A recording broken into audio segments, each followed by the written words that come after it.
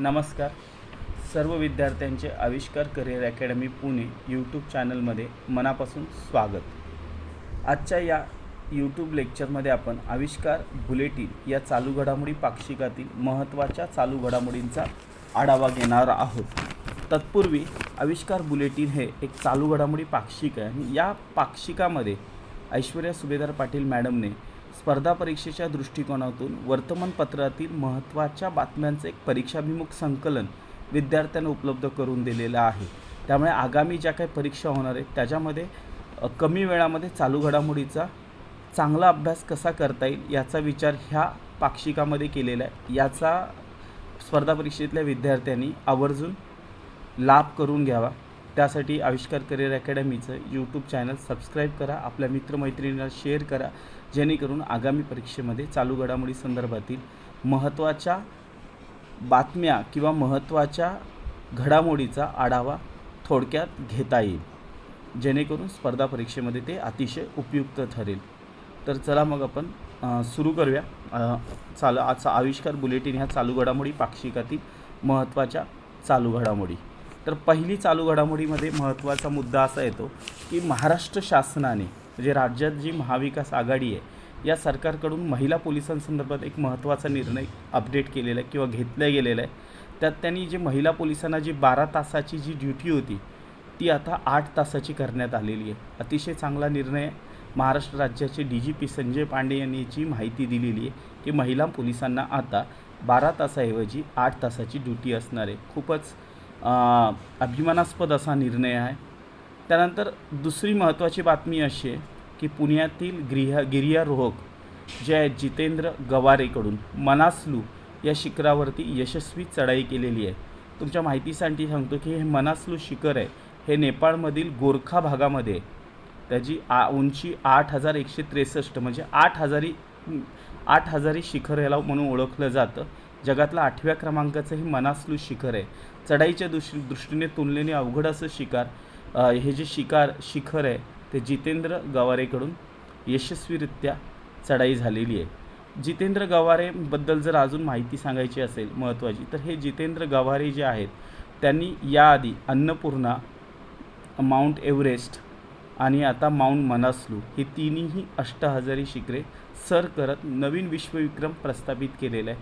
त्या दृष्टिकोनातून ही महत्त्वाची बातमी आहे. जितेंद्र गवारे हे पुण्यातील गिरीप्रेमी संस्थेचे असून त्यांनी हे कार्य किंवा हे विक्रम त्यांनी केलेलं आहे. त्याच्यानंतर तिसरी महत्त्वाची बातमी अशी आहे की लेह हे लडाखमध्ये येतं. जगातील सर्वात मोठ्या खादी तिरंग्याचं अनावरण केलेलं आहे. म्हणजे 2 ऑक्टोंबर 2021 ला जी गांधीजींची 152वी जी जयंती होती या जयंतीनिमित्त तिथे हा तिरंगा लावण्यात आलेला आहे. जगातला सगळ्यात मोठा खादीचा तिरंगा आहे. त्याचं अनावरण किंवा त्याचं उद्घाटन लडाखचे जे लेफ्टनंट गव्हर्नर आहे RK माथुर यांच्या हस्ते करण्यात आलं होतं. त्यावेळेस भारताचे जे लष्कर प्रमुख आहेत मनोज नरवणे ते देखील उपस्थित होते आणि लष्कराच्या 57 इंजिनियर रेजिमेंटने हा सर्वात मोठा खादीचा ध्वज तयार केलेला आहे आणि आत्ता सध्या तो लेहमध्ये समुद्रसपाटीपासून 2000 फूट उंचीवर ठेवण्यात आलेला आहे. त्यामुळे हा जगातला सर्वात मोठा खादीचा ध्वज ठरलेला आहे. लडाखमधील लेह येथे. त्यानंतर पुढची बातमी आहे अलिबागमधला जो पांढरा कांदा आहे म्हणजे जो औषधी आणि अतिशय रुचकर असतो असा औषधी गुणधर्म असणाऱ्या कांद्याला भौगोलिक मानांकन प्राप्त झालेले आहे. केंद्र सरकारने याबाबतच्या प्रस्तावाला अलीकडेच मान्यता दिलेली आहे. त्यामुळे हा जो कांदा आहे त्याला आता GI टॅग असणार आहे. तर 1883 सालचा जो कुलाबाचा गॅझेट आहे त्याच्यामध्ये या कांद्याबद्दल ऐतिहासिक दाखले आहेत लागवडी संदर्भातले आणि या शेतकऱ्यांनी या भागामध्ये जो काही पांढरा कांदा लावला जातो त्या कांद्याचे शुद्ध बी संवर्धित केलेलं आहे. अलिबागमध्ये वडखळ नावाचं ठिकाण आहे हे त्याचं प्रमुख केंद्र म्हणून मानलं जातं पांढऱ्या कांद्याचं किंवा वडखळचा पांढरा कांदा असं देखील याला म्हटलं जातं अलिबाग जिल्ह्यामध्ये. नंतरची पुढची बातमी आहे की उत्तर कोरियाकडून हायपरसॉनिक क्षेपणास्त्राची चाचणी. तुम्हाला माहीत असेल उत्तर कोरिया हे डाव्या विचारांचा देश आहे आणि हा देश थोडासा लष्करशाहीच्या दृष्टिकोनातून आक्रमक मानला जातो. विविध वादग्रस्त वक्तव्य उत्तर कोरियाच्या राष्ट्राध्यक्षातून वारंवार केली जातात. तर ह्या जे उत्तर कोरिया यांनी नवीन हायपरसॉनिक क्षेपणास्त्राची चाचणी 15 सप्टेंबर 2021ला गेलेली आहे. एका महिन्यात 3 चाचण्या त्यांनी घेतलेल्या आहेत. त्यामुळे अमेरिकेच्या बायडन प्रशासनाने इथं लक्षात या भागावर लक्ष ठेवू नये किंवा शस्त्रास्त्र तैनात करू नये म्हणून एक प्रकारचं धमकीवजा अशा प्रकारची चाचणी उत्तर कोरियाकडून घेण्यात आलेली आहे. ही क्षेपणास्त्राची पहिली चाचणी यशस्वी पण झालेली आहे. हे हायपरसॉनिक क्षेपणास्त्र आहे. याचं वैशिष्ट्य असं आहे की ते अण्वस्त्रे वाहून नेण्याची क्षमता आहे. त्यामुळे अमेरिका आणि दक्षिण कोरिया यांनी उत्तर कोरियाच्या अण्वस्त्र कार्यक्रमाला आक्षेप घेतला होता, तरी देखील त्यांनी ही चाचणी सुरूच ठेवलेली आहे. आणि महिनाभरात एकूण 3 चाचण्या केल्यामुळे उत्तर कोरियाचा अमेरिकेबद्दल वाद आंतरराष्ट्रीय पातळीवर अजून चिघळण्याची शक्यता निर्माण झालेली आहे. त्याच्यानंतर पुढची बातमी आपण पाहूया, महत्त्वाची आहे. ही मध्यान्ह योजना आहे, त्याला 5 वर्षाची केंद्र सरकारने मुदत वाढ दिलेली आहे. आता ही मध्यान्ह योजना काय आधी ती समजून घेऊ. देशभरातील शाळांमध्ये मुलांना पोषक आहार पुरवण्यासाठी ही योजना सुरू केली होती आणि 5 वर्ष अजून त्याला मुदतवाढ केंद्र सरकारने दिलेली आहे. पण आता ही योजनाचं नाव बदललेलं आहे आणि मध्यान्ह आहार भोजनाऐवजी या योजनेचं नाव असणार आहे नॅशनल स्कीम फॉर PM पोषण या नावाने ती ओळखली जाते. आणि याच्या माध्यमातून आता 2026पर्यंत देशभरातील शाळांमधून मुलांना पोषक मध्यान्ह आहार मिळू शकणार आहे. यासाठी केंद्र शासनाने इथे लक्षात घ्या 54,000 कोटीची तरतूद केलेली आहे. महत्त्वाची योजना आहे, सातत्याने ही चालू आहे. यातून विद्यार्थ्यांना पोषक आहार मिळवून देण्याचा प्रयत्न केला जातो. पुढची बातमी आपण पाहू, मानदेशातील संशोधकाच्या नेतृत्वाखाली लघुग्रहाचा शोध. मानदेश म्हणजे जी मानगंगा नदी आहे त्या भागातल्या प्रदेशाला सातारा जिल्ह्यामध्ये मानदेश म्हणून ओळखलं जातं. तर अमेरिकेची अवकाश संशोधन संस्था आपल्या सगळ्यांना माहिती आहे, ती नासा म्हणून ओळखली जाते. आंतरराष्ट्रीय लघुग्रह शोध मोहिमेमध्ये नासाच्या तालुका मानमधल्या माळवाडी यातील गावातील म्हणजे माळवाडी या गावातील विद्यार्थी संशोधक विनायक दोलताडे याच्या नेतृत्वाखालील विद्यार्थी गटाने आकाशातील एक लघुग्रह शोधण्यात यश मिळवलेलं आहे. लक्षात घ्या, पॅनस्टार्स, कॅटलिना स्काय सर्वे आणि टेक्सास येथील हर्डिन सिमन्स युनिव्हर्सिटी यांच्याकडून 1 ते 27 सप्टेंबर कालावधीमध्ये आंतरराष्ट्रीय लघुग्रह शोध मोहीम आयोजित करण्यात आली होती. आणि ह्या शोध मोहिमेमध्ये विनायक दोलताडे महाराष्ट्रातील तालुका मानमधील मालवाडी गावातील विद्यार्थ्याने एक लघुग्रह शोधण्यामध्ये यश मिळवलेलं आहे. ह्या जो विनायक दोलताडे होता त्याच्या नेतृत्वाखाली आनंद कांबळे, संकेत दळवी, वैभव सावंत, मनीष जाधव, गौरव डाहुले या विद्यार्थ्यांनी संशोधनात भाग घेतला होता. ही अतिशय अभिमानास्पद गोष्ट आहे महाराष्ट्राला. त्यानंतर कमला भसीन यांचं नुकतंच निधन झालेलं आहे. कमला भसीनबद्दल जर माहिती जाणून घ्यायची असेल तर वयाच्या 75 वर्षी त्यांचं निधन झालेलं आहे. आणि लक्षात घ्या, मानवी हक्क कार्यकर्त्या होत्या. विशेष करून दक्षिण आशियाई देशातील महिलांच्या हक्कासाठी त्या कार्यरत होत्या. दक्षिण आशियातील महिलांच्या हक्कासाठी त्या कार्यरत होत्या. पुरुषसत्ताक व्यवस्थेविरोधात त्यांनी दिलेली हाक ही लोकप्रिय ठरली होती. त्यामुळे कमला भसीन यासारख्या मानवी हक्क कार्यकर्त्या आणि तसेच त्या कवी आणि लेखिका होत्या. यांच्या निधनाने मानवी हक्क कार्य करणाऱ्या संघटनांमध्ये, संस्थांमध्ये, व्यक्तींमध्ये कमालीची पोकळी निर्माण झालेली आहे. त्यानंतर पुढची बातमी अशी येते की जपानचे राजनीती तज्ज्ञ आहेत, म्हणजे जे जपानचे परराष्ट्रमंत्री होते माजी, फुमियो किशिदा, आता सध्या ते जपानचे नवीन पंतप्रधान म्हणून निवडले गेलेले आहे. याच्या आधीचे जे पंतप्रधान आहेत योशिहिडो सुगा यांची जागा ते घेणार आहेत.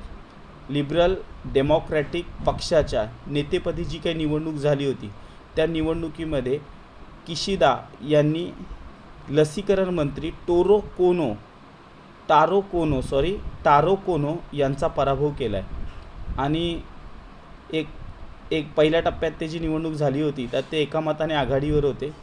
याशिवाय 2 महिलांसह 4 उमेदवार होते, त्यांना बहुमत मिळालं नाही. पण आता सध्या जपानचे माजी परराष्ट्रमंत्री फुमियो किशिदा हे जपानचे नवीन पंतप्रधान असणार आहेत.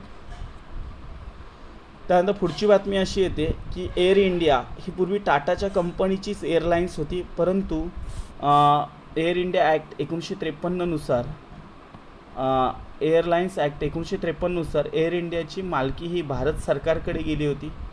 तिथपासून ते आज जवळजवळ 67 वर्षांनंतर आताचं जे BJP सरकार आहे त्या सरकारने जे खाजगीकरण सुरू केलेलं आहे विविध क्षेत्रामध्ये, त्याचाच एक भाग की पुन्हा एकदा ती एअरलाईन्स टाटा समूहाच्या मालकीची होणार आहे किंवा टाटा समूहाकडे ती जाणार आहे. म्हणजे टाटा सन्सकडे पुन्हा एकदा एअर इंडियाची मालकी असणार आहे. त्या टाटा एअरलाईन्सबरोबर स्पाईसजेटचे अध्यक्ष आणि व्यवस्थापकीय संचालक अजय सिंग देखील ह्या स्पर्धेत होते, परंतु शेवटी टाटा सन्सने बाजी मारली आणि आता एअर इंडियाची मालकी टाटा समूहाकडे असणारे स्पष्ट झालेले 67 वर्षांनंतर. ही अतिशय महत्त्वाची बातमी आहे, कारण की जेव्हा एअर इंडिया टाटा एअरलाईन्सकडे होती तेव्हा ती जगातील पहिल्या 5 एअरलाईन्समध्ये मोजली जायची.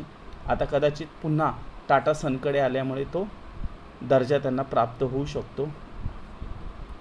त्याच्यानंतर दुसरी महत्त्वाची बातमी आहे की आपल्या लष्कराला अत्याधुनिक अर्जुन MK1A हे रणगाडे मिळणार आहेत. लक्षात असू दे, हे जे रणगाडे आहेत आधुनिक बनावटीचा अर्जुन रणगाडा आहे. हे जे 118 रणगाडे बनवण्याची ऑर्डर चेन्नईमधल्या हेवी व्हेकल फॅक्टरीला दिलेली आहे. हा जो अर्जुन MK1A रणगाडा आहे तो DRDO म्हणजे संरक्षण संशोधन आणि विकास संशोधन संस्थेने तो बनवलेला आहे. पूर्णपणे स्वदेशी बनावटीचा असून आधुनिक अशा स्वरूपाचा अर्जुन MK1 रणगाडा भारतीय लष्करामध्ये समाविष्ट होण्याची प्रक्रिया सुरू झालेली आहे. 118 रणगाडे या माध्यमातून भारतीय लष्कराला मिळणार आहेत. पुढे महत्त्वाची बातमी आहे मालढोक प्रश्नासंदर्भातली. फ्रान्समध्ये international union for convention of nature म्हणजे IUCNAची जागतिक परिषद भरली होती. त्या जागतिक परिषदेमध्ये भारतातील व इतर देशातील 1,500 सभासदांनी महत्त्वाचा ठराव मंजूर केलेला आहे की मालढोक हा महाराष्ट्रामध्ये बऱ्याच ठिकाणी माळरानावर आढळणारा पक्षी आहे. याच्या संवर्धनाच्या दृष्टीने हा ठराव करण्यात आलेला आहे. आणि ही जी IUCNA जी आहे international union for convention of nature, याच्यामध्ये जगभरातील लुप्त होत चाललेल्या पक्षी प्राणी यांच्या जमातीच्या संदर्भात विचार केला जातो. आणि त्यामुळे भारतातील किंवा महाराष्ट्रातील प्रामुख्याने महाराष्ट्रातील मालढोक या पक्षाच्या संवर्धनासाठी जागतिक परिषदेच्या माध्यमातून प्रयत्न केले जाणार आहेत. ही महत्त्वाची बातमी आहे. त्यानंतर महाराष्ट्राचे ज्येष्ठ साहित्यिक किंवा विनोदी लेखनाची परंपरा असणारे दमा मिरासदार यांचं वयाच्या 94व्या वर्षी निधन झालं. दमा मिरासदार हे विनोदी लेखक, कथाकथनकार म्हणून प्रसिद्ध होते. दत्ताराम मारुती मिरासदार असं त्यांचं नाव होतं. ते लक्षामध्ये पुण्यातल्या राहत्या घरी त्यांचं ते निधन झालेलं आहे. तर दमा मिरासदार जेव्हा निधन झालं होतं ते 94 वर्षाचे होते. त्यांचं माझ्या बापाची पेंड हे प्रसिद्ध पुस्तक आहे. त्याच्यानंतर पुढची बातमी येते वस्तू आणि सेवा कर ही जी वस्तू आणि सेवा कर GST परिषद अलीकडेच लखनौला झाली आणि या बैठकीमध्ये ही जी GST प्रणाली आहे याच्यामधली गळती दूर करण्याची चर्चा झाली होती. लखनौला ही परिषद झाली होती GST संदर्भातली आणि GST मधल्या ज्या गळतीचा विचार करण्यासाठी त्या संदर्भात चर्चा त्या बैठकीत झाली होती. आणि सध्याच्या GSTच्या रचनेत काही बदल केले पाहिजेत आणि मग हे बदल सुचवण्यासाठी केंद्र सरकारने एका मंत्रिगटाची स्थापना केली आहे आणि त्या मंत्रिगटाचे अध्यक्षपद अजित पवार यांच्याकडे आलेले आहे. अजित पवारांच्या अध्यक्षतेखाली या मंत्रिगटामध्ये दिल्ली, हरियाणा, आंध्र प्रदेश, आसाम, छत्तीसगड, ओडिसा आणि तामिळनाडू राज्यातील वित्तमंत्र्यांचा समावेश असणार आहे. अजित पवारांकडे वस्तू आणि सेवा कर मंत्री गटाचे अध्यक्षपद ही महत्त्वाची जबाबदारी दिलेली गेलेली आहे. त्याच्यानंतर नोबेल संदर्भातली बातमी आहे. हवामानाच्या प्रारूपीकरणासाठी तिघांना भौतिकशास्त्राचं नोबेल दिलेलं आहे. त्याच्यामध्ये ते शास्त्रज्ञ अनुक्रमे जपान, जर्मनी आणि इटलीचे आहेत. बघा, यंदा 2021ला भौतिकशास्त्राचा जो नोबेल आहे तो सिक्युरो मनाबे वय वर्ष 90, क्लॉस हॅझलमन वय वर्ष 89 यांना जागतिक तापमानवाढीच्या प्रारूपीकरणात महत्त्वाची भूमिका बजावली आहे. त्याचबरोबर गिओर्गिओ पारिसी वय वर्ष 73 यांनाही भौतिक प्रणालीमधील आंतरिक बदल हे आण्विक पातळीपासून गृहीय पातळीपर्यंत ओळखण्यासाठीचे संशोधन केलेलं आहे. त्या संदर्भात हा नोबेल पुरस्कार दिलेला आहे. त्यात नोबेल समिती आहे त्यांनी असं म्हटलं की मनाबे आणि हॅझलमन यांनी पृथ्वीच्या हवामानाविषयक ज्ञानाचा पाया घातलेला आहे व त्याचा मानवावर कसा परिणाम होणार आहे याचा अभ्यास केलेला आहे, म्हणून त्यांना तो नोबेल देण्यात आलेला आहे. पुन्हा एकदा लक्षात घ्या की हा जो भौतिकशास्त्रातला नोबेल आहे तो जपानचे सिक्युरो मनाबे वय वर्ष 90, जर्मनीचे क्लॉस हॅझलमन वय वर्ष 89 आणि इटलीचे गिओर्गिओ पारिसी वय वर्ष 73 यांना जाहीर करण्यात आलेला आहे. त्यानंतर पुढची बातमी आहे स्वातंत्र्याचा अमृत महोत्सव. आपले जे सर्व शासकीय पत्रव्यवहार आहेत त्यावर आता स्वातंत्र्याच्या अमृत महोत्सवाचं चिन्ह असणार आहे. सर्व प्रकारच्या शासकीय पत्रव्यवहार अमृत महोत्सवाचं चिन्ह किंवा लोगो वापर करण्याची सूचना महाराष्ट्राचे मुख्यमंत्री उद्धव ठाकरे यांनी दिलेले आहेत. या सूचनेनुसार पर्यटन आणि सांस्कृतिक विभागाने याचं काटेकोर पालन केलेलं आहे. येथे लक्षामध्ये 15 ऑगस्ट 2022पर्यंत 75 आठवड्यात 75 कार्यक्रमाचे आयोजन करण्याचं निश्चित आलेलं आहे. म्हणजे सर्व शासकीय पत्रव्यवहार आता अमृत महोत्सवी स्वातंत्र्याचा लोगो वापरणं सरकारने अनिवार्य केलेला आहे. त्यानंतर पुढची बातमी अशी आहे की कनिष्ठ जागतिक नेमबाज स्पर्धा पार पडल्या होत्या. या कनिष्ठ जागतिक नेमबाज स्पर्धेमध्ये भारताचा जो नेमबाज आहे ऐश्वर्य प्रताप सिंह तोमर यांनी पुरुषांच्या 50 मीटर रायफल 3 पोझिशनमध्ये अंतिम फेरीत विश्वविक्रमासह सुवर्ण पदकाची कमाई केली. याआधी पात्रता फेरीमध्ये 1185 गुण मिळवताना विश्वविक्रमाची बरोबरी केली आणि ऐश्वर्य प्रतापसिंह तोमरने अंतिम फेरीत विश्वविक्रमी 463.4 गुण प्राप्त केले आणि सुवर्णपदक जिंकले. त्या लक्षामध्ये. त्यानंतर पुढचा बातमी आहे नोबेल संदर्भातली आहे. अमेरिकन वैज्ञानिक आहे त्यांना वैद्यकीय शास्त्राचं नोबेल जाहीर करण्यात आलेलं आहे. अमेरिकेचे वैज्ञानिक डेव्हिड जुलियस आणि ॲडम पॅटापोशियम यांना 2021चा नोबेल पुरस्कार जाहीर करण्यात आलेला आहे. म्हणजे अशी शक्यता होती की 2021चा नोबेल पुरस्कार हा कोरोना लस शोधणाऱ्या वैज्ञानिकांना दिला जाईल, परंतु नोबेल समितीने जुलियस आणि पॅटापोशियम या अमेरिकन शास्त्रज्ञांना तापमान, स्पर्श यांच्या संवेदना मेंदूत कशा निर्माण होतात याचा शोध संवेदक संकल्पनेच्या माध्यमातून घेतला आहे व त्याचा वापर नवीन वेदनाशामके तयार करण्यासाठी होईल, म्हणून त्यांना तो पुरस्कार बहाल करण्यात आलेला आहे. अमेरिकन शास्त्रज्ञ डेव्हिड जुलियस आणि ॲडम पॅटापोशियन यांना यावर्षीचा म्हणजे 2021चा वैद्यकीय शास्त्राचा नोबेल पुरस्कार जाहीर झालेला आहे. त्यानंतर पुढची बातमी अशी आहे की अवकाशात होणार चित्रपटाचं शूटिंग. खूप इंटरेस्टिंग बातमी आहे. बघा, याच्या आधी जागतिक स्तरावर जर आपण विचार केला तर अवकाश तंत्रज्ञानामध्ये आघाडीवर असणारा पहिला देश म्हणून रशियाकडे बघितलं जातं, कारण की पहिला कृत्रिम उपग्रह पाठवणे, पहिला सजीव अंतराळात पाठवणे लायका नावाची कुत्री, पहिला अंतराळवीर अंतराळात पाठवणे युरी गागारिन, अशा प्रकारचे विक्रम रशियाच्या नावावर आहेत.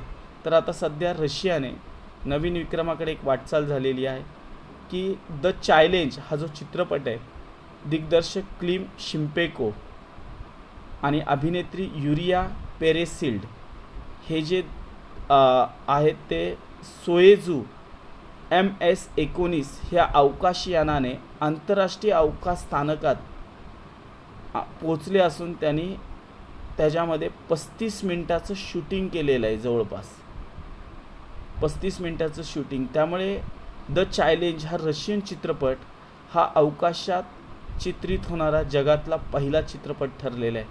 म्हणजे 35 मिनिटाच्या भागाचं चक्क चित्रीकरण हे आंतरराष्ट्रीय अवकाश स्थानकात रशियाने केलेलं आहे. त्यामुळे या बाबतीत देखील रशियाने आघाडी घेतलेली आहे. पुढची बातमी अतिशय महत्त्वाची. अब्दुल रझाक गुनराह हे जे टांझानियाचे कादंबरीकार आहेत, त्यांना नोबेल पुरस्कार साहित्यातला जाहीर झाला आहे 2019चा. कोण आहे ते कादंबरीकार अब्दुल रझाक गुनराह? तर वसाहतवादाच्या परिणामाचा बिनधास्तपणे आणि करुणामय लेखन केलेलं आहे. म्हणजे थोडक्यात असं म्हणतात की हे जे अब्दुल रझाक गुनराह होते, त्यांचा जन्म 1948ला टांझानियातल्या झांझिबार येथे झाला आणि 1960च्या दशकाच्या शेवटी ते एक शरणार्थी म्हणून इंग्लंडला पोहोचले आणि तिथून पुढचं आयुष्य ते इंग्लंडमध्येच गेलं. म्हणजे निवृत्तीपूर्वी ते केंट विद्यापीठामध्ये कॅटनबरी येथे इंग्रजी आणि वसाहतवादी साहित्याचा पुढील काळ या विषयाचे ते प्राध्यापक होते. वयाच्या 21व्या वर्षापासून त्यांनी लिखाणाला सुरुवात केली. सुरुवातीला ते स्थानिक भाषेत लिहायचे, नंतर त्यांनी इंग्रजीलाच आपली लेखणीची भाषा बनवली. म्हणजे हे जे आहेत अब्दुल रझाक गुनराह, याच्या आधी कुठल्या आफ्रिकन साहित्यिकाला जर नोबेल मिळाला असेल तर तो 1986ला ओले सेविका या आफ्रिकन कृष्णवंशीय लेखकाला नोबेल मिळाले. त्याच्यानंतर 2021मध्ये अब्दुल रझाक गुनराह यांना साहित्याचा नोबेल देण्यात आलेला आहे. त्यांची साहित्य संपदा बघा: memory of departure, pilgrims way, Dottie, paradise, admiring silence, by the sea, desertion, the last gift, gravel heart, afterlives. 2020मध्ये आफ्टर लाईव्ज. त्यानंतर पुढची बातमी आहे रसायनशास्त्राचं नोबेल नवीन रेणू तयार करण्याचे तंत्र शोधणाऱ्यांना जाहीर झालेलं आहे. नवीन रेणू कार्बनी उत्प्रेरकाच्या मदतीने तयार करून हरित रसायनशास्त्राची पायाभरणी करणारे ग्रीन केमिस्ट्रीची पायाभरणी करणारे जे शास्त्रज्ञ आहेत, जर्मनीतील मॅक्स प्लांक इन्स्टिट्यूटचे बेंजामिन लिस्ट, बघा लक्षात घ्या, जर्मनीतील मॅक्स प्लांक इन्स्टिट्यूटचे बेंजामिन लिस्ट आणि प्रिस्टन विद्यापीठाचे डेव्हिड WC मॅकमिलन यांना रसायनशास्त्राचा नोबेल पुरस्कार जाहीर झालेला आहे हरित रसायनशास्त्राची पायाभरणी करण्यासाठी, ग्रीन केमिस्ट्रीसाठी. यांनी त्यात संशोधन केलेलं आहे आणि त्यात त्यांना तो नोबेल पुरस्कार जाहीर झालेला आहे. त्यानंतर पुढची बातमी आहे मलेरिया संदर्भातली आहे बघा. कारण की जगामध्ये जर मलेरियाचा विचार केला तर 4 लाख लोकजणांचा मृत्यू होतो. जगात सगळ्यात जास्त मलेरियाने मृत्यू जो होतो तो आफ्रिकन खंडात होतो. आफ्रिकेमध्ये 6 देशामध्ये सगळ्यात जास्त मलेरियाने मृत्यू होतात. म्हणजे एकूण जगात जेवढे मलेरियाने मृत्यू होतात त्यातले अर्धे मृत्यू 6 आफ्रिकन देशात होतात. आणि ह्या 6 आफ्रिकन देशातील 1/3 मृत्यू एकट्या नायजेरियात होतात. म्हणजे जगामध्ये मलेरियाने सगळ्यात जास्त मृत्यू नायजेरियात होतात. आणि हे जे काय मृत्यू होतात विशेष करून हे सर्व लहान मुलांचे मृत्यू होतात. मलेरियामध्ये लहान मुलांची संख्या सर्वाधिक आहे. त्यामुळे मलेरियामुळे जे काही मृत्यू होतात ते रोखण्यासाठी जगातील पहिल्या लसीला जागतिक आरोग्य संघटना वर्ल्ड हेल्थ ऑर्गनायझेशन मान्यता दिलेली आहे. ही जी मलेरियाची लस आहे ती कोणती आहे तर बघा ती RTS-AS01 असं या मलेरिया लसीचं नाव आहे. पुन्हा एकदा नाव लक्षात घ्या, RTS-AS01 असं ह्या मलेरिया लसीचं नाव आहे की ज्याला जागतिक आरोग्य संघटनेने नुकतीच मान्यता दिलेली आहे. त्यामुळे जगात बऱ्याच बालकांचे प्राण वाचू शकणार आहेत. चांगली अभिमानास्पद गोष्ट आहे. त्यानंतर पुढची बातमी येते बघा शांततेच्या नोबेल संदर्भात आहे. अतिशय महत्त्वाची बातमी आहे. ही यावेळेसचा जो शांततेचा नोबेल आहे निर्भीड आणि निपक्ष पत्रकारांना देण्यात आला आहे. त्यातले मारिया रेसा आणि दिमित्री मुर्तो यांना तो शांततेचा नोबेल जाहीर झालेला आहे. मारिया रेसा आणि दिमित्री मुरातोवा फिलिपाईन्सचे पत्रकार आहेत मारिया रेसा आणि रशियातले पत्रकार आहेत दिमित्री मुरातोव यांना 2021चा शांततेचा नोबेल पुरस्कार जाहीर करण्यात आलेला आहे.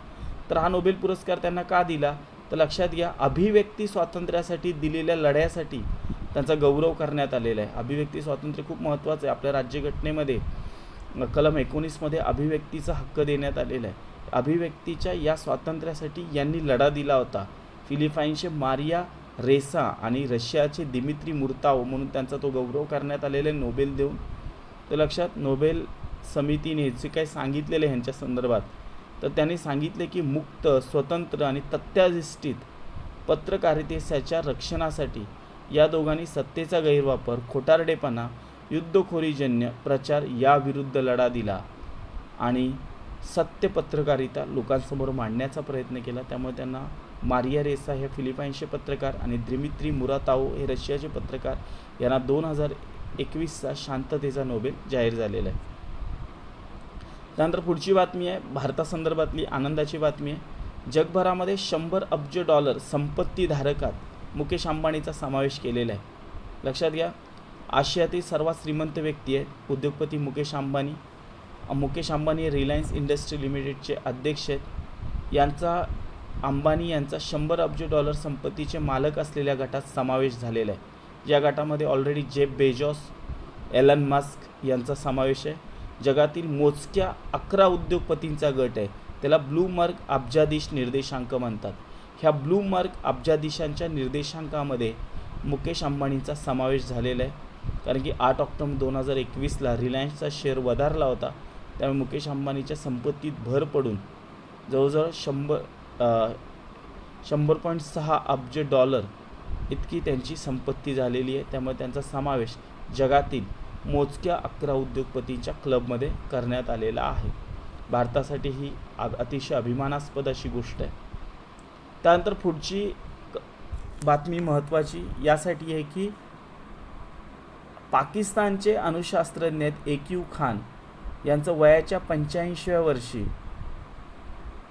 अल्पशा आजाराने निधन झालेलं आहे. एक्यू खान यांना पाकिस्तानच्या अणुबॉम्बचे जनक म्हणतात. लक्षात घ्या, हे एक्यू खान यांचा जन्म भारतातल्या भोपाळ येथे झाला आहे. त्यांचं कुटुंब नंतर पुढे पाकिस्तानमध्ये गेलं होतं आणि त्याच्या पुढे एक्यू खान जे होते ते पुढे नेदरलँडला गेले होते. नेदरलँडमध्ये ते अणुशास्त्रज्ञ म्हणून काम करत होते. तेव्हा पाकिस्तानचे जे माजी अध्यक्ष जुल्फिकार अली भुट्टो यांनी त्यांना पाकिस्तानमध्ये आणलं आणि त्यांनी ते पाकिस्तानच्या अणुबॉम्बसाठी कार्य केलं. पण आंतरराष्ट्रीय पातळीवरती त्यांच्यावरती तंत्रज्ञान आणि सेंट्रीफ्युजेस चोरल्याचा आरोप करण्यात आलेला आहे. त्यामुळे हे जे एक्यू खान आहेत ते 2004 पासून नजरकैदेत होते आणि 10 ऑक्टोबर 2021मध्ये त्यांचं अल्पशा आजाराने त्यांचं निधन झालं. आधी त्यांना कोरोना झाल्याचं निष्पन्न झालं होतं. तेव्हापासून त्यांच्यावर उपचार चालू होते, पण पुढे फुफ्फुसामध्ये रक्तस्राव झाल्यामुळे त्यांची प्रकृती खालवली आणि खान रिसर्च लॅबोरेटरी रुग्णालयामध्ये त्यांचं निधन झालं. इस्लामाबादच्या फैजल मस्जिदीमध्ये त्यांच्या अंत्यविधीचा नमाज पार पाडण्यात आला. अनेक मंत्री आणि पाकिस्तानचे अनेक मंत्री आणि संरक्षण दलातील अधिकारी उपस्थित होते. एक्यू खान पाकिस्तानच्या अणुबॉम्बचे जनक. त्यांचा जन्म भारतातल्या भोपाळमध्ये झाला होता. नेदरलँडमध्ये ते अणुशास्त्रज्ञ म्हणून काम करत होते. पाकिस्तानचे माजी अध्यक्ष जुल्फिकार अली भुट्टो यांनी त्यांना पाकिस्तानमध्ये आणले आणि 1976मध्ये पाकिस्तानच्या अणुकार्यक्रमामध्ये त्यांचा सहभाग होता. या महत्त्वाच्या घडामोडी आहेत एक्यू खान संदर्भात. त्यानंतर पुढचे आहेत अर्थशास्त्राच्या नोबेलची बातमी आहे. ही अर्थशास्त्राचा 2021चा नोबेल जाहीर झालेला आहे. डेव्हिड कार्ड, जोशो ॲग्रिस्टा आणि गिडो इम्बेन्स. बघा, कामगार बाजारपेठ जी आहे त्याच्यावर किमान वेतन, स्थलांतर, शिक्षण यांचा होणारा परिणाम यांच्या अभ्यासासाठी त्यांनी शास्त्रीय पद्धत शोधून काढलेली आहे आणि त्यासाठी त्यांना तो नोबेल पुरस्कार अर्थशास्त्राचा देण्यात आलेला आहे. कॅनडात जन्म झालेले डेव्हिड कार्ड हे बर्कलेतील कॅलिफोर्निया विद्यापीठात प्राध्यापक असून त्यांना हे नोबेल पुरस्कारातली निम्मा भाग मिळणार आहे. तर उर्वरित जो निम्मा भाग आहे ते मॅच्युसेट्स इन्स्टिट्यूटचे जोशुआ ॲग्रिस्ट आणि स्टॅनफोर्ड विद्यापीठाचे जन्माने डच असलेले अर्थशास्त्रज्ञ गिडो इम्बेन्स यांना दिला जाणार आहे. अमेरिकेमध्ये सुप्रसिद्ध लेखिका मीना देशपांडे यांचं कोरोनाने अमेरिकेमध्ये नुकतंच निधन झाले वयाच्या 86व्या वर्षी. कोण होत्या ह्या मीना देशपांडे? तर लक्षात घ्या, ह्या मीना देशपांडे ह्या आचार्य अत्रे यांची मुलगी होती. त्यामुळे असं म्हटलं जातं की आचार्य अत्रे यांच्याशी निगडीत असलेला दुवा निखळला गेला. मीना देशपांडे यांनी जे साहित्य संपादना केलेली आहे त्यात त्यांनी आचार्य अत्रे, प्रतिभा आणि प्रतिमा अशा प्रकारचं लिखाण केलेलं आहे. तसंच आचार्य अत्रे यांच्या कऱ्हेचं पाणी या आत्मचरित्रानंतरची पुरवणी चरित्र केलेलं आहे. त्याशिवाय पप्पा एक महाकाव्य, मनरील मनरो अनुवादित कादंबरी, मी असा झालो वगैरे वगैरे अशा प्रकारचं त्यांनी लेखन केलेलं आहे. ये तारुण्या ये हा कथासंग्रह त्यांचा प्रसिद्ध आहे. मीना देशपांडे प्रसिद्ध लेखिका, आचार्य अत्रे यांच्या कन्या, यांचं वयाच्या 86 वर्षी अमेरिकेमध्ये कोरोनामुळे निधन झालेले, जॉर्जिया या ठिकाणी. त्यानंतर आहे महत्त्वाची घटना येते, भारतीय अवकाश संघटनेची स्थापना झाली. इंडियन स्पेस असोसिएशनची भारताचे जे पंतप्रधान आहे नरेंद्र मोदी यांनी 12 ऑक्टोबर 2021ला भारतीय अवकाश संघटनेची म्हणजे इंडियन स्पेस असोसिएशनची स्थापना केलेली आहे. आता ही जी इंडियन स्पेस असोसिएशन आहे या संघटनेचं नेतृत्व हे भारताच्या इस्रोकडे असणार आहे. मग या संघटनेची स्थापना का करण्यात आली? तर बघा, देशातला इंटरनेटचा वापर वाढतोय, कृत्रिम ग्रहाची गरज लक्षात येते. त्यामुळे अवकाश क्षेत्रामध्ये खाजगी कंपन्यांच्या तंत्रज्ञानाला सहभाग करून घेण्यासाठी भारतीय अवकाश संघटनेची स्थापना केलेली आहे, खाजगी क्षेत्राला वाव देण्यासाठी. ते लक्षात, आणि देशातील अधिकाधिक खाजगी कंपन्या अवकाश तंत्रज्ञानाकडे वळण्यासाठी इस्रोच्या नेतृत्वाखाली भारताचे पंतप्रधान नरेंद्र मोदी यांनी भारतीय अवकाश संघटनेची स्थापना केलेली आहे 12 ऑक्टोबर 2021ला. ही जी भारतीय अवकाश संघटना आहे या संघटनेमध्ये Bharti Airtel, Larsen and Toubro, Nelco, OneWeb, Map India, Walchand Nagar industry यासारख्या संस्थापक सदस्य कंपन्या आहेत, खाजगी कंपन्या. कुठल्या कुठल्या पुन्हा एकदा लक्षात घ्या, भारतीय अवकाश संघटनेमध्ये Bharti Airtel 1, 2 Larsen and Toubro, 3 Nelco, 4 OneWeb, 5 Map India, 6 Walchand Nagar industry यासारख्या कंपन्या संस्थापक सदस्य आहेत. आपण जर जागतिक अवकाश तंत्रज्ञानाचा जर विचार केला तर त्याची जागतिक उलाढाल $360 अब्ज आहे. आणि त्यामध्ये आपल्या इस्रोचा जो वाटा आहे, इंडियन स्पेस रिसर्च ऑर्गनायझेशनचा 2% वाटा आहे. त्यामुळे हा वाटा वाढावा, 2030पर्यंत हा वाटा 9% व्हावा आणि त्याचा फायदा भारतीय व्यवस्थेला व्हावा, म्हणून या क्षेत्रामध्ये खाजगी क्षेत्राला वाव देण्याचा निर्णय पंतप्रधान नरेंद्र मोदी यांनी घेतला. आणि त्या संदर्भात त्यांनी इस्रोच्याच नेतृत्वाखाली भारतीय अवकाश संघटनेची स्थापना 12 ऑक्टोबर 2021ला करण्यात आली. त्यानंतर पुढे बघा, महत्त्वाची बातमी, महत्त्वपूर्ण गोष्ट ही की सूर्यमालेबाहेरील पृथ्वी सदृश्य ग्रह शोधण्याचा मिळाला एक नवा मार्ग. म्हणजे आपल्या सूर्यमालेबाहेर पृथ्वीसारखा ग्रह आहे हा शोधला जाऊ शकतो. या संदर्भात आशादायी घटना घडलेल्या आहेत, ते लक्षात घेऊ आपण. ते कशा घडलेल्या आहेत समजून घेऊ आपण.